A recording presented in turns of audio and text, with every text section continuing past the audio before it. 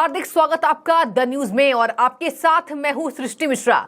स्वतंत्रता के बाद भारत को जिस तरीके से स्वतंत्रता मिली है उसके बाद पहली बार पश्चिम बंगाल में ऐसा होगा कि बीजेपी एक बड़ी तैयारी के साथ आ रही है। जी हां, बड़ी खबर देख रहे हैं आप। राज्यसभा उम्मीदवार के लिए भारतीय जनता पार्टी ने अपने उम्मीदवार का नाम की घोषणा कर दी है और आपको बता दें पश्चिम बंगाल से राज्यसभा की सीट पर अनंत राज चुनाव लड़ने वाले हैं। यह बेहद खास मौका है और आखिर क्यों अनंत महाराज का नाम इतना ज्यादा आगे है इनके बारे में आपको मैं बताऊंगी। और इसी के साथ बीजेपी का जो ये ऐलान है इसको किस तरीके से टीएमसी के लिए खतरा माना जा रहा है वो भी मैं आपको बताऊंगी। सबसे पहले आपको बता दूं गोवा, पश्चिम बंगाल और जिस तरीके से राज्यसभा की 10 सीटों पर ये चुनाव होने हैं, गुजरात के लिए भी ये चुनाव होने वाले हैं।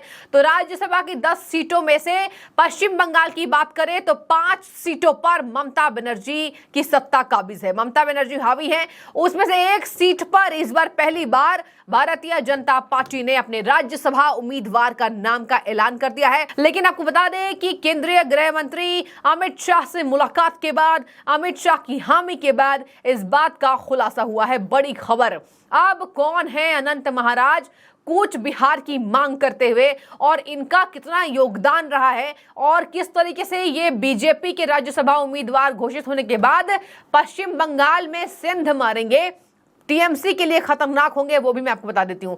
सबसे बड़ी खबर तो आपको बता दें ये राजवंशी नेता है और अगर मैं बात करूं तो पश्चिम बंगाल में अगर राजवंशी नेताओं की बात करें तो इनका चेहरा सबसे बड़ा है और इसलिए इनको खास माना जा रहा है क्योंकि उत्तर बंगाल में 20% आबादी राजवंशी समुदाय की है। देखिए मैं आपको बता देती हूं कि यहां कहा जा रहा है कि राजवंशी समुदाय का उत्तर बंगाल में काफी प्रभाव है और इसी वजह से मूलतः राजवंशी समुदाय के मूलतः पश्चिम बंगाल के 6 जिलों में इनका कब्जा है। जलपाईगुड़ी, कूच बिहार, जिसका ये नेतृत्व कर रहे हैं कूच बिहार एसोसिएशन के अध्यक्ष, और इसी के साथ उत्तर और दक्षिण दिनाजपुर, दार्जिलिंग के मैदान और मालदा में बहुत ही प्रभावशाली है। मतलब राजवंशी समुदाय का वहां बोलबाला है और इनका नेतृत्व ही अनंत महाराज कर रहे हैं। दर्शक आपको बता दें उत्तर बंगाल की 32 विधानसभा सीटों पर राजवंशी समुदाय का बहुत बड़ा प्रभाव है और इनकी पूरी आबादी राज्य में 20% की है।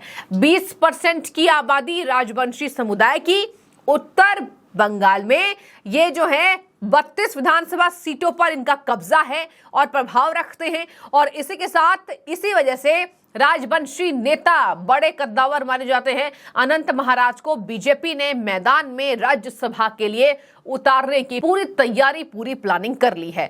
दर्शक आपको मैं बता दूं राजवंशी समुदाय के नेता हैं अनंत महाराज और चलिए इनके बारे में थोड़ा जान लेते हैं कौन कौन से वो आंदोलन में जुड़े रहे हैं। देखिए सबसे पहले तो मैं आपको बता दूं अनंत महाराज का नाम इसलिए सामने आ रहा है, हालांकि गोवा में भी बीजेपी ने उम्मीदवारों की नाम की घोषणा कर दी है और अगर बात की जाए तो राज्यसभा के लिए जो चुनाव है वो 24 जुलाई को होने वाला है। 24 जुलाई को राज्यसभा चुनाव के लिए उम्मीदवार बनाने का निर्णय लिया गया है और इसी के साथ आपको बता दें यह भी बात कही जा रही है कि जिस तरीके से राजवंशी समुदाय का ये नेतृत्व करेंगे तो इनके लिए और पूरे बीजेपी के लिए फायदे का साबित होने वाला है, फायदे का सौदा। 10 राज्यसभा सीटों के लिए 24 जुलाई को ये चुनाव होंगे। अंतिम तिथि 13 जुलाई है, नामांकन की अंतिम तिथि 13 जुलाई है और 17 जुलाई तक नाम वापस लिए जा सकते हैं। आगे मैं आपको बताती चलूं कि 24 जुलाई को ही मतगणना की जाएगी राज्यसभा की सीट पर जो पार्टी जिस उम्मीदवार को उतार रही है।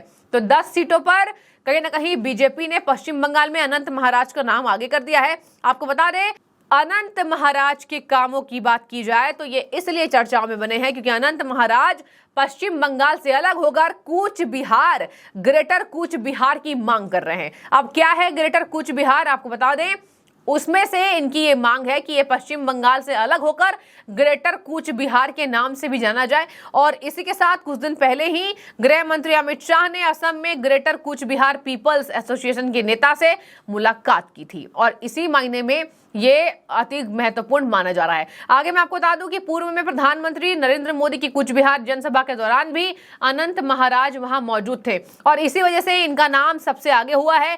भाजपा के इतिहास में ये पहली बार होगा कि पश्चिम बंगाल से विधानसभा से कोई राज्यसभा सदस्य निर्वाचित होगा और इसी के साथ 1952 की बात की जाए तो आचार्य देव प्रसाद घोष बंगाल से राज्यसभा सदस्य चुने गए थे, वह जनसंघ के टिकट पर निर्वाचित हुए थे। अब देखिए कहा जा रहा है कि भाजपा विधायकों की संख्या इतनी है कि इनकी जीत पक्की है और ये जो है ये निर्विरोध माने जाएंगे। इनकी जो जीत है वो निर्विरोध होगी। अनंत महाराज की जो जीत है, विधायकों की संख्या ज्यादा होने से इनकी जो जीत है वो निर्विरोध होगी। आगे मैं आपको बता दूं कि कार्यकाल अगर बात कही जाए तो गुजरात से विदेश मंत्री एस जयशंकर, दिनेश चंद्र और जुगल सिंह माथुर का कार्यकाल समाप्त हो रहा है।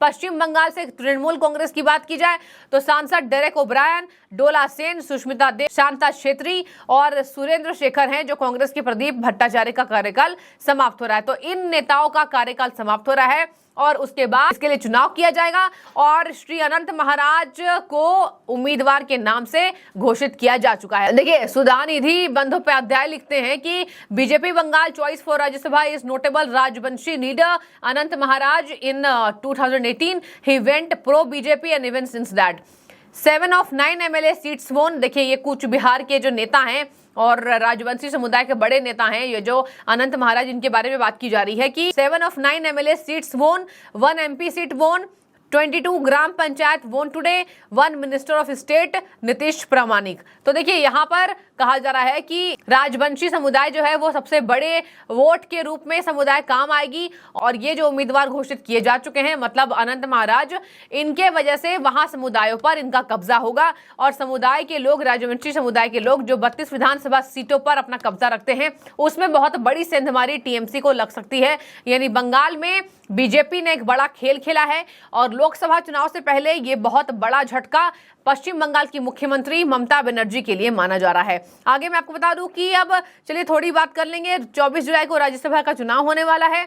मौजूदा सदस्यों का कार्यकाल 18 अगस्त को समाप्त हो जाएगा। अब देखिए, थोड़ी सी बात कर लेते हैं, कौन है अनंत महाराज। सबसे पहले तो अगर इनकी कैटेगरी बात की जाए तो ये अनुसूचित जाति से आते हैं और इस समुदाय के उत्तरी बंगाल में 30% मतदाता हैं, जहां पर 54 विधानसभा सीटों पर निर्णायक भूमिका में है और पश्चिम बंगाल के कूच बिहार, दिनाजपुर और जलपाईगुड़ी जिलों में उनका असर है। तो देखिए, यहाँ पर अलग अलग तरीके से बातचीत की जा रही है।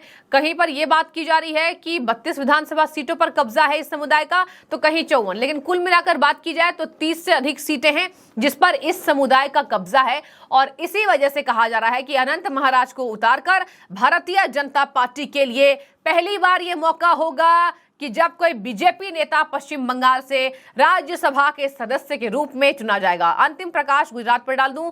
गुजरात पर देखिए 3 कैंडिडेट्स के नाम सामने आ रहे हैं, जहां पर 3 कैंडिडेट्स में बाबूभाई पूर्व विधायक हैं, वो द्वारकाधीश मंदिर के प्रमुख दानकर्ताओं में से एक हैं। वहीं केसरी देव सिंह सौराष्ट्र में वांकानेर के शाही परिवार से आते हैं और इसमें पहले विदेश मंत्री एस जयशंकर पहले ही गुजरात से नामांकन करा चुके हैं, उनकी जीत भी तय मानी जा रही है। और इधर राजवंशी नेता अनंत महाराज का नाम है, फाइनल हो चुका है और जीत पक्की की जा रही है। तो पहली बार ऐसा होगा जब भाजपा पश्चिम बंगाल से राज्यसभा के लिए अपने उम्मीदवार की घोषणा कर चुकी है। बहुत बड़ा मौका बीजेपी के लिए। तो ऐसे में जो भी आपकी राय हो जरूर रखें और तब तक बहुत शुक्रिया आपका द न्यूज से जुड़ने के लिए।